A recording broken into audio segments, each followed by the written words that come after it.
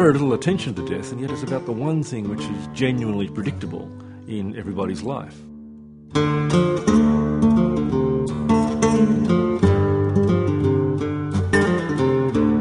So far, everybody's done it, or is going to do it. It's that lovely sort of pseudo-medical thing that life is a sexually transmitted condition with 100% mortality. Knowing that there is a finality to it, it brings you face to face with the fact that we are mortals. You know, and it's a bang in the face. We plan for all sorts of contingencies that will never exist, but we often don't plan or prepare for the one thing which is certain. A few statistics for you, just to put things in a more global perspective. Approximately 1% of the world's population dies every year. 1% doesn't sound much, but it represents almost 58 million people who die every year. Almost 159,000 people who die each day. Almost 2 people die in the world every second. It's also worth mentioning, just to keep things in balance, that there are 129 million births every year as well. So the balance of life and death is clearly in the realm of life.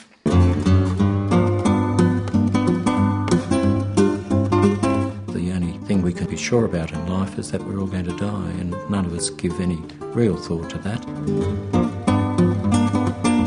But I think the problem's compounded by society. We are death-denying and a death-defying society, the things we do. Outwardly, I think there is a deep down, perhaps, hope that medicine can even cure death.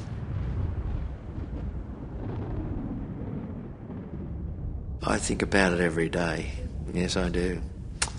I wonder how it's going to come, and I wonder how I'm going to handle it, because I won't handle it well, because I want to live, because I don't know what's the other side.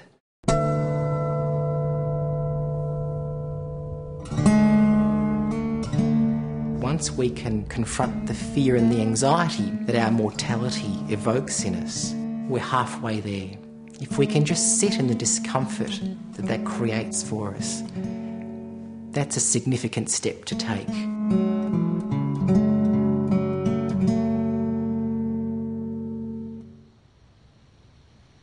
I'm not afraid of dying. It's just every now and again it smacks you across the head like a big piece of floppy cod and says, hey, you know, one of these days there's just going to be nothing.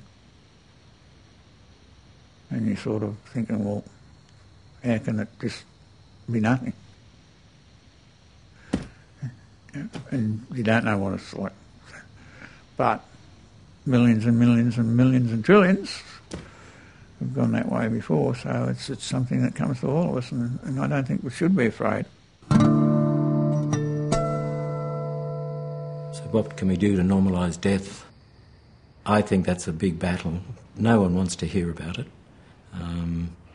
Particularly if they've not had someone close to them die.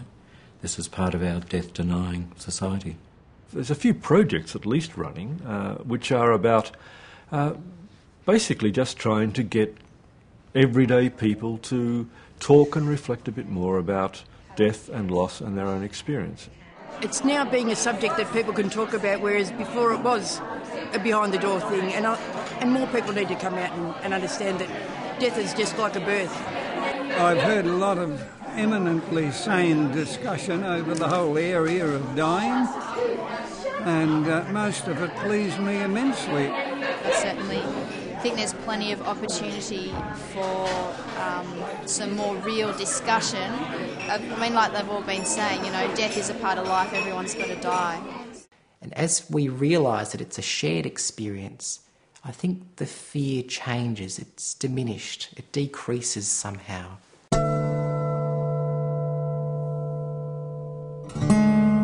For somebody who's dying in a palliative care setting, there is some sense in which people have had some time to adjust to the inevitability of dying, that this will happen and it's going to happen to me and it's going to happen soon.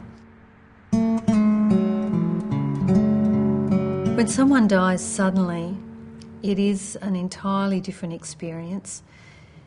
It's profoundly shocking. We received a phone call that he'd been involved in an accident not far from home, and so we got out of bed. We were grumbling and complaining. I was going to kick his bum, and, you know, he's put the car into a ditch and done all sorts of damage, only to sort of really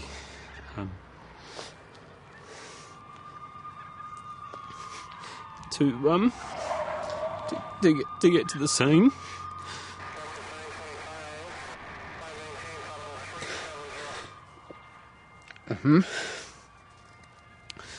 And I guess I knew when we got there that I couldn't do anything for him.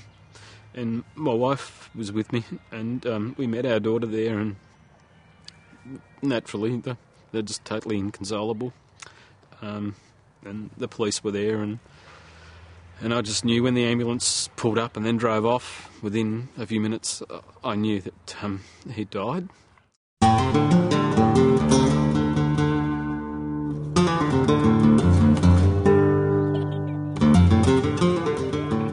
Phil's death has definitely put me on a journey that I don't think I would have ever taken otherwise.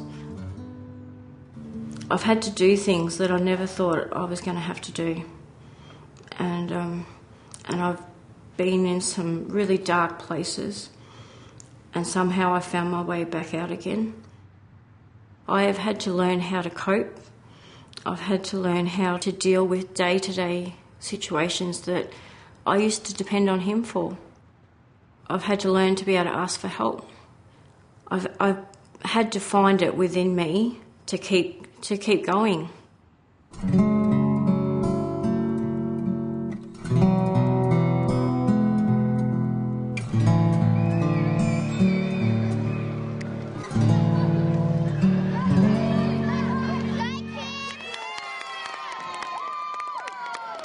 After she had the operation and she'd lost a lot of weight and gone from a very powerful-looking woman in terms of sport into somebody who could hardly walk up 3 flights of stairs, and was sitting on the beach because that's very soothing to look at the beach, and she looked over and she just said, "I want my life back." And I mean, that's pretty devastating to say, your daughter say that to you when you can't do anything about it. People who've not thought about death or prepared for it, it becomes an enormous mountain to climb if you've got to deal with that in days, weeks or months. Life changed enormously for everybody. My sons, Mari and I, and obviously for Kim. For me, the way we prepare for death is determined by the way we live. Trying to make peace with everything around. Okay, it sounds like a cliche, but you just have to get to the point where you're happy with what you've done in the world, and you can't change it, and so you accept it. She went through an enormous amount of pain and things like that, but she was the first to say that it wasn't all like that, because in between that she had some really good times. If something's going to happen and you can't change it, I just think you have to accept it, and that's probably the hardest part of the whole journey, or close to it.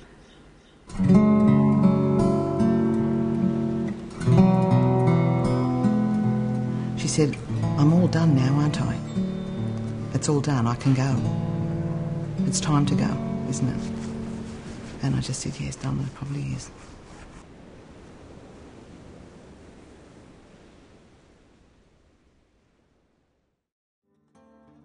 We've been through eras in which death was religiously managed. We are emerging from an era in which death was or is medically managed. We have to find ways in which death is handled in different ways.